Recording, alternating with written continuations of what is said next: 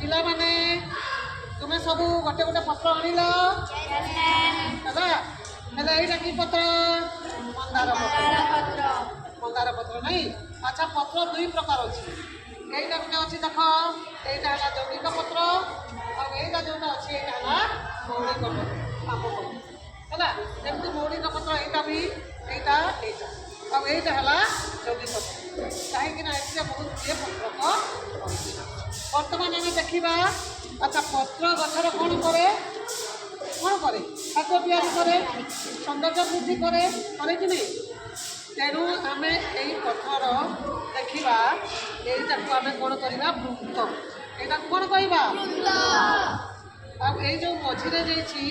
ତାକୁ କହିବା ମଧ୍ୟଶିରା କ'ଣ କହିବା ଆଉ ଏଇଠି ଯେଉଁଟା ଅଛି ସେଇଟାକୁ କହିବା ଆମେ ପ୍ରଶାଖା ଶିରା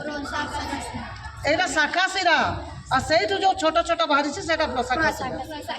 এইটা দেখো এইটা হলা মধ্য শিরা এইটা হলা শাখা শিরা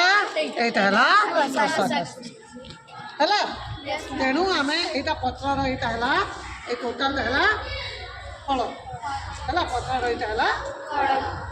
ଆଉ ଏଇ ଯେଉଁ ମନ୍ଦାର ପତ୍ର ଏଇଟା ଦେଖ କେଉଁ କେଉଁ ପତ୍ରର ଏଇ ଯେଉଁ ତାର ଚାରିପାଖଟା ଏ ମନ୍ଦାର ପତ୍ରଟା ତନ୍ତୁରିତ ହୋଇକରି ଅଛି ଆଉ କେଉଁ କେଉଁ ପତ୍ରର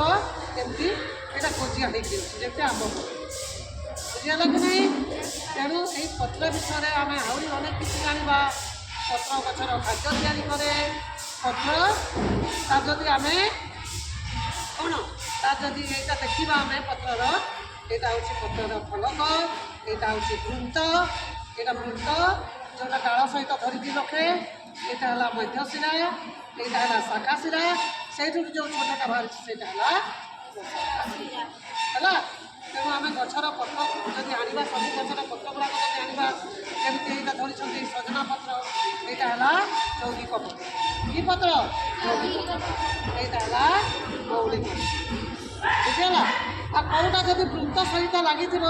তাকে কহব সবৃন্তক যেটা ডাল সহিত লাগিথিব বুঝিগলা কি নাই সবৃন্তক আর যেটা যদি লাগি নথিব এটা হল অবৃন্ত হল তেণু এটা হল আমার পত্র বিষয়ে